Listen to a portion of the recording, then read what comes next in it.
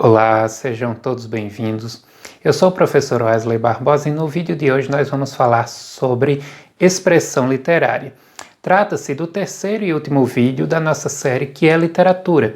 Série esta que estamos desenvolvendo agora no mês de janeiro, como parte do nosso projeto de introdução à teoria literária que vamos desenvolver aí ao longo de todo o ano de 2021. Neste vídeo, nós retomaremos algumas das questões tratadas nos dois vídeos anteriores e, além disso, especificaremos um pouco melhor o que a literatura visa expressar e o seu modo especial de expressão. Então o vídeo vai estar bem bacana. Desde já eu já gostaria de pedir para você apoiar o canal curtindo, comentando, se possível compartilhando e, claro, se inscrevendo no canal e ativando o sininho das notificações para que futuramente você seja informado dos novos vídeos. Então, bora lá.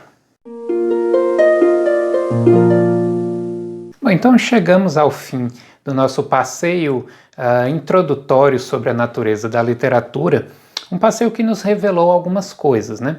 No primeiro vídeo, nós tratamos da metáfora, vimos que a literatura ela se utiliza de palavras para sua expressão, então ela se distingue de outras artes que utilizam as cores, o som, as formas, enfim, as diversas artes como escultura, pintura, música, etc. E a literatura tem como seu meio de expressão a palavra, porém não as palavras no seu sentido usual, no seu sentido denotativo, mas palavras com sentido conotativo, com sentido metafórico.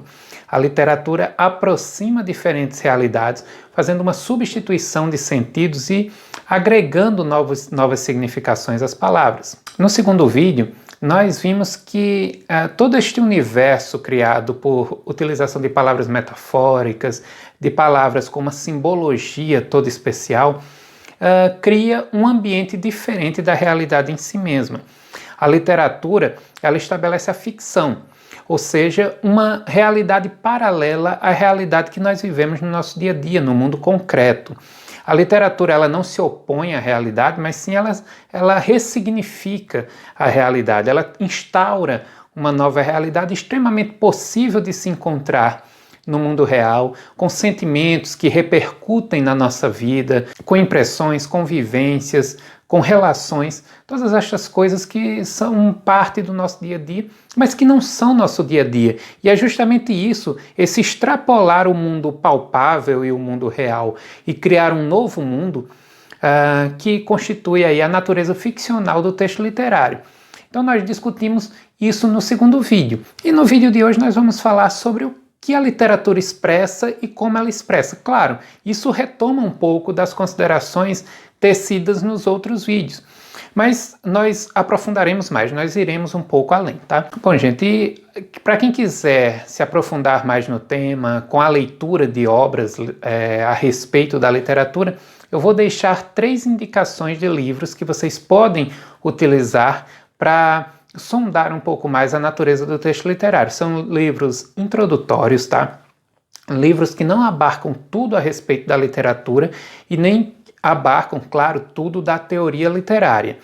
São livros que, a partir deles, vocês já vão poder começar a explorar outras realidades a partir das colocações que os autores fazem em suas obras. Então depois vocês deem uma olhada na descrição do vídeo que vai ter lá os links para vocês darem uma olhada nos livros que eu vou indicar e se interessarem vocês podem adquirir. Lembrando que adquirindo os livros pelo meu link você ajuda a manter este canal que está apenas começando a sua trajetória, tá bom?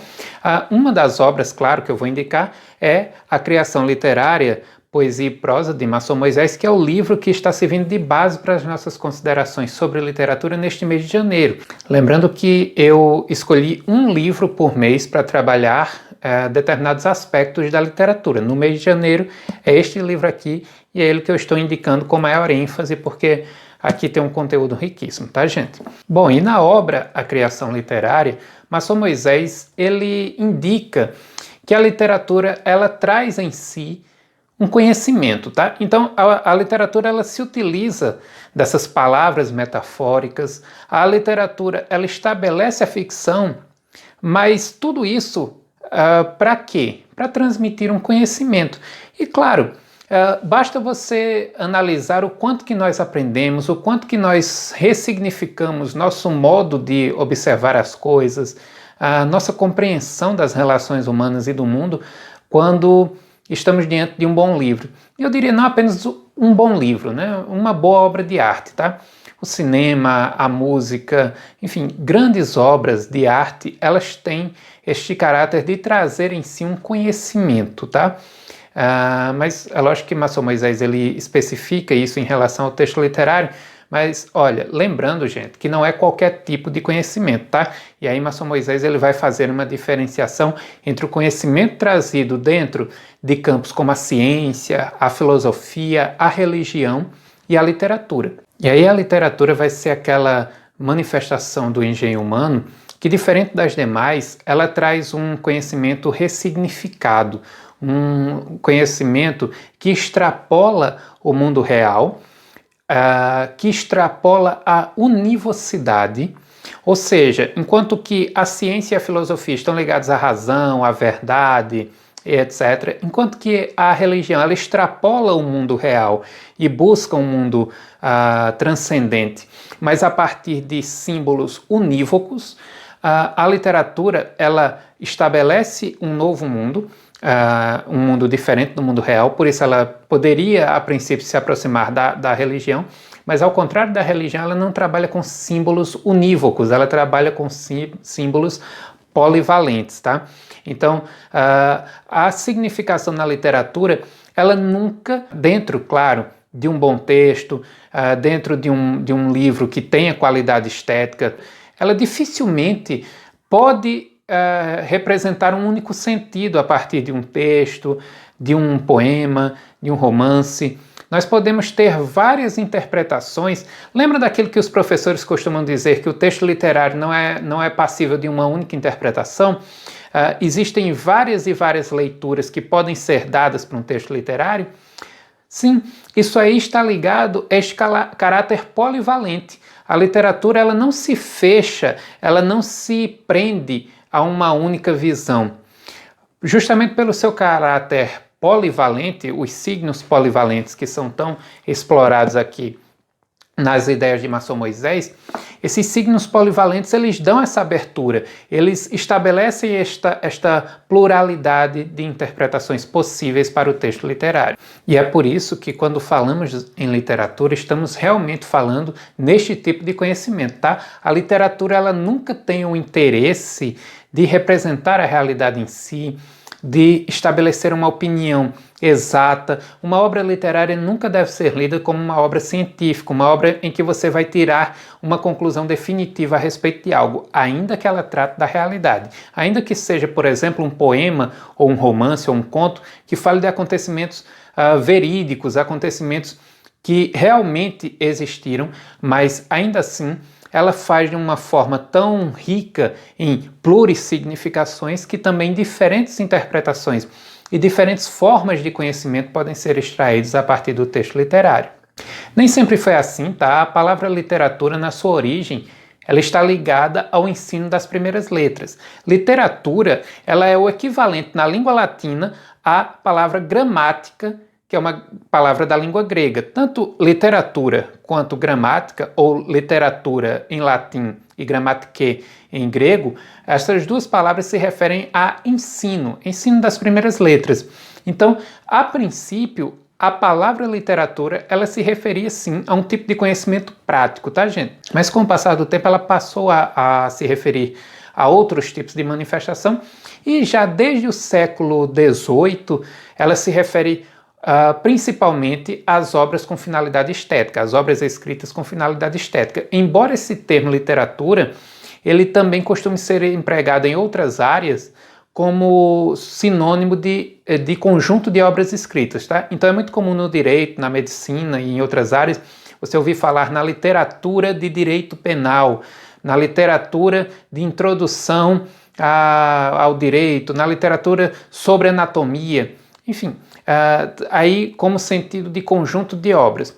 Porém, nós, em teoria literária, utilizamos a palavra literatura para nos referir às obras com finalidade estética produzidas por meio de palavras, tá? Muitos e muitos autores já se debruçaram sobre o texto literário e já teceram considerações a respeito dele.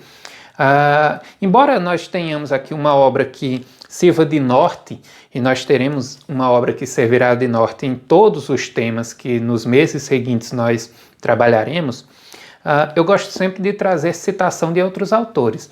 Então, vamos agora conhecer o pensamento de alguns importantes estudiosos a respeito da literatura. Embora estejamos falando aqui que a literatura não tem a obrigação de trazer um conhecimento prático, a René Wellek e Austin Warren, neste livro aqui que eu já mostrei aqui no canal, eles, retomando os conceitos do doce e do útil de Horácio, eles afirmam que sim, a literatura ela pode ser ao mesmo tempo útil e agradável. Ela pode trazer um ensinamento, mas ela deve também ser uma fonte de fruição, ela deve ser agradável, ela deve ser prazerosa. Eles até dizem que qualquer forma de interpretação do fenômeno literário que deixe de lado uma dessas duas ocorrências será minimizador, tá? E eu posso até concordar com eles. E eu concordo muito com essa ideia, né, na verdade. Porque eu acho que as grandes obras de literatura, quando eu falo grandes obras, eu não estou falando daquelas obras, os grandes clássicos da humanidade. Quando eu falo de grandes obras, são aquelas obras que conseguem ter uma importância nas nossas vidas, tá?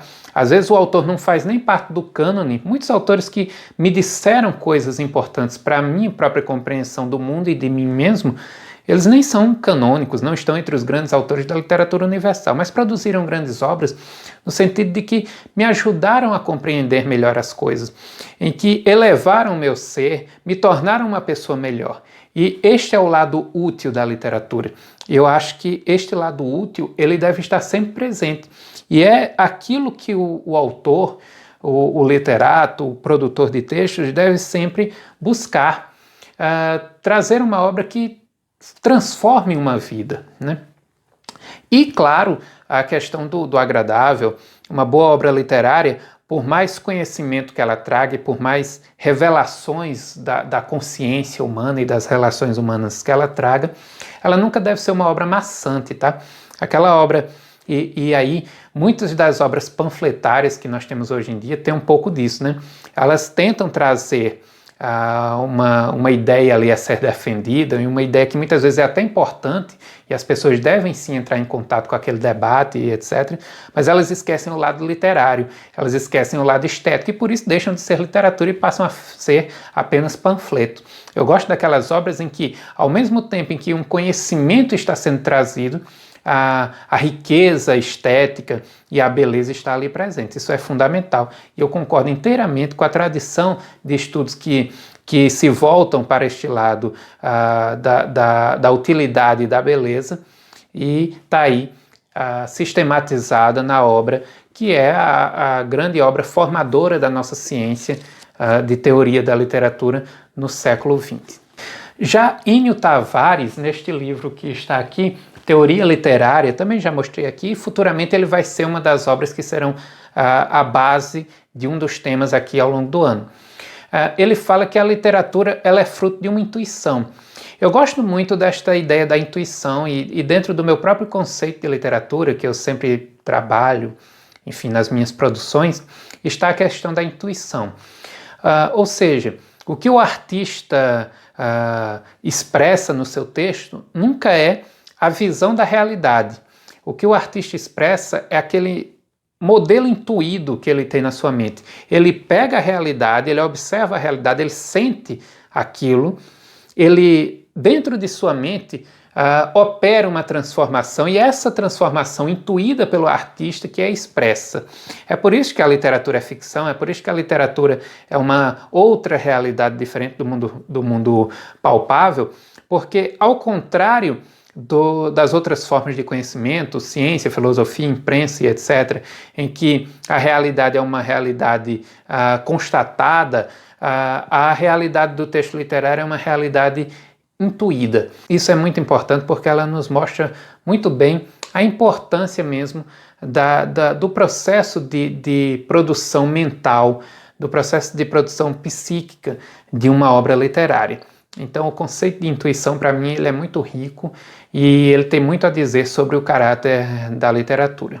Outro autor que fala da intuição e que tem a intuição como base do seu pensamento e que me influenciou muito a ter também essa visão em relação à intuição foi Damaso Alonso. Este livro aqui ele será o livro que embasará nossas discussões no mês de novembro. É o livro Poesia Espanhola, Ensaio de Métodos e Limites Estilísticos. Neste livro aqui, Damaso Alonso ele retoma este conceito de intuição e ele vai além da intuição do artista apenas. Ele leva em consideração que o fenômeno literário ele tem duas intuições diferentes entrando em contato no momento da leitura.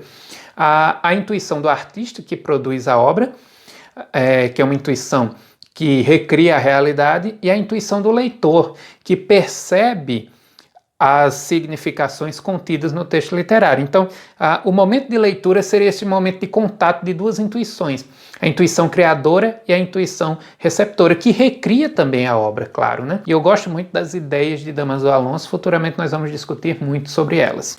E é interessante perceber, nós que somos professores e nós que estamos ligados com o trabalho de fomento do texto literário, essa questão mesmo da literatura como ponto de contato de subjetividades, como ponto de contato de visões de mundo, a visão de mundo que está colocada ali e a visão de mundo que o leitor traz e que ressignifica tanto a obra quanto a própria realidade que já tinha sido ressignificada pelo autor. E este fenômeno, isso é aí que está a beleza e a riqueza da arte como um todo, né, gente, claro, mas eu diria que principalmente da literatura, né? Puxando a coisa para o nosso lado, claro, valorizando a nossa arte, e é aí que está a grande riqueza do texto, né? Este contato de subjetividade, este contato de intuições.